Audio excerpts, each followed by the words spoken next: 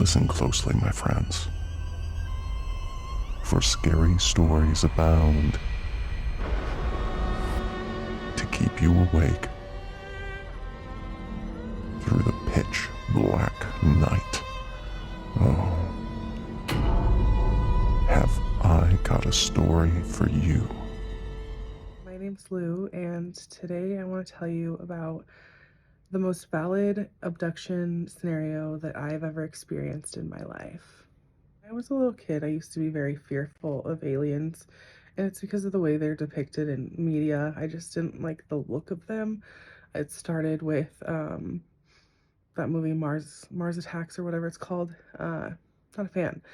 And I am very reverent to the idea of space and what it would mean to travel and communicate, and essentially our idea of colonizing space.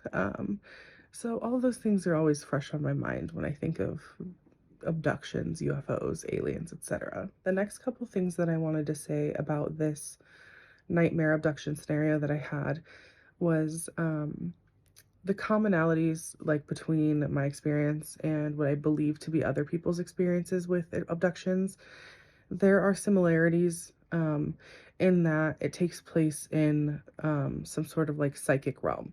That's really the connection I'm making here. The second thing I want to say is that like I typically have nightmares, so I know the patterns of which my dreams and my nightmares are operating for me. So the couple things that don't usually exist in my regular dreams and nightmares that occurred in this, or like just general differences between the two. The first thing I'll mention is I knew no one in this dream until the very end. I did meet somebody that I knew of, but do not know personally. I've only ever seen them on TV. Um, and usually in my nightmares, my nightmare becomes a nightmare because I know somebody and somebody's in danger or something like that. And I would say that that's the same in this case, but I didn't know anyone personally. So the level of stress is different. But also, because I'm a medium, I tend to spirit communicate in my dreams, not necessarily astral project, but that during a dream, at some point, I become lucid to the person who's in front of me because I realize at some point that they're not alive. Like they're not alive in real life, so I must be dreaming. So I become a little bit lucid.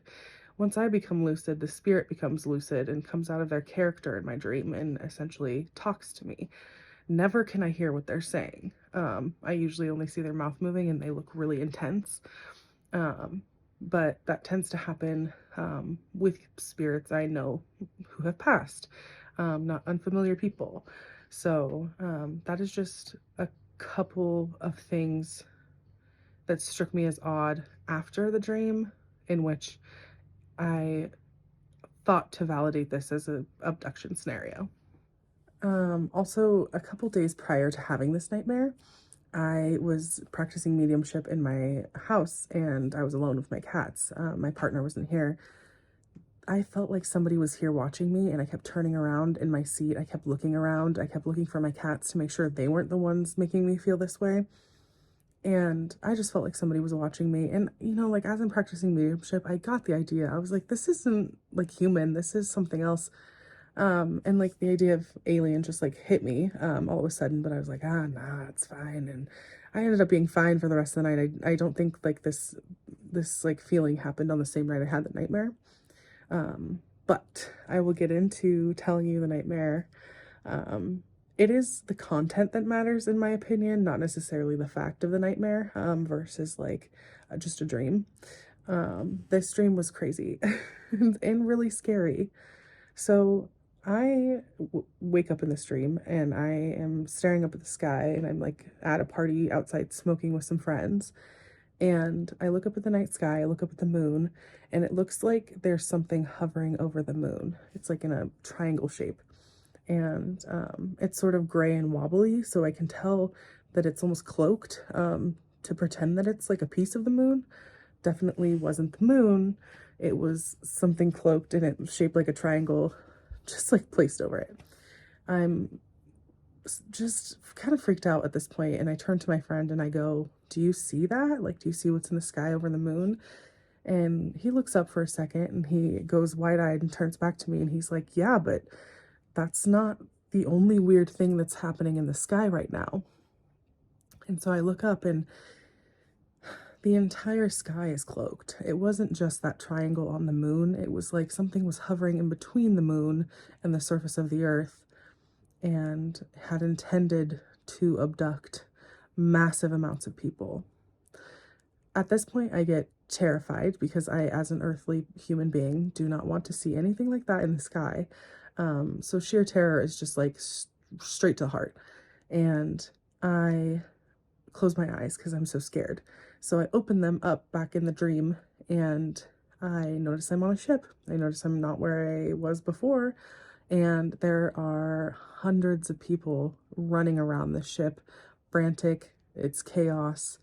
And as I start to question what's happening, this girl comes up to me and grabs my shoulders, shakes me, and goes, if you die here, you die in real life. And that is like a huge signal to my brain that this is like not where I want to be. Now, the rest of the dream continues being very terrifying.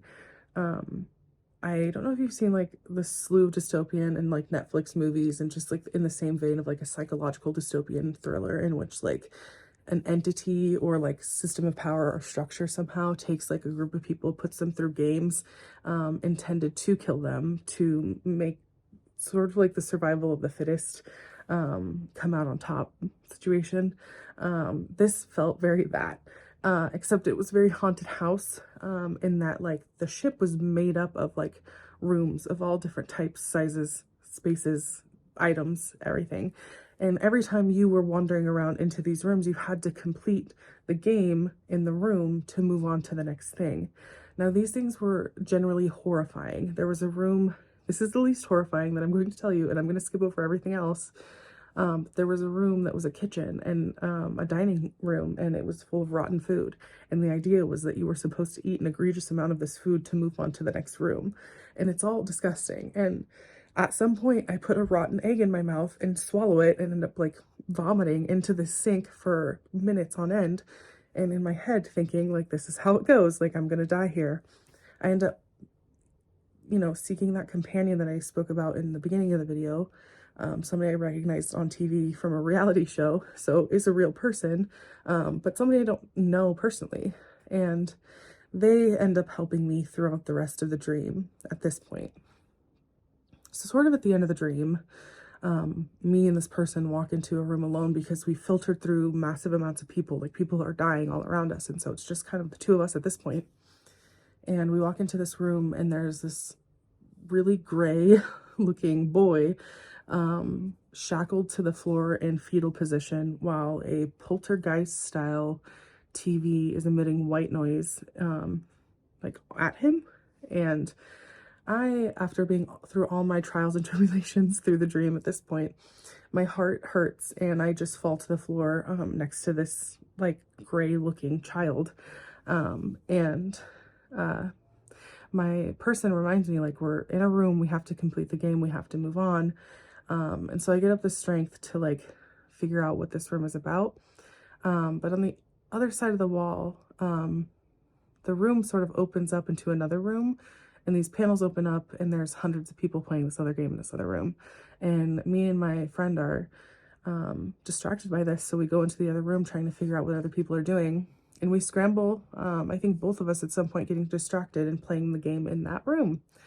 And as I'm realizing I'm going to lose the game in the room, that person comes back to me and says, well, we're not even playing this particular game, we're playing a game in a different room. And I go, okay, so I'm still losing. And at this point in the dream, I realize like I'm going to die. Like I'm going to die. I should wake up. So I become very lucid at that point and literally woke up out of the dream, heart pounding, turned to my partner, just like shaking her and being like, I might have gotten abducted. She doesn't care. We're moving on with all of this. But it was one of the most horrifying dreams that I've ever had. And not just because of my general fear of space, aliens, travel, communication, etc., any of that, because it's not a fear that's rooted in anything real. It is very related to the way we depict aliens on TV. So I sit back, having told this story and thinking about this story, and it was so scary. And I heeded the warning that if I had died in the dream, I might have died in real life. And I woke up just like thinking on that. So I hope you enjoyed the little tidbit. Tell me what you think about it, because I don't know how it aligns with other UFO abduction alien scenarios for other people. So I'd really like to know thoughts. Thanks for listening.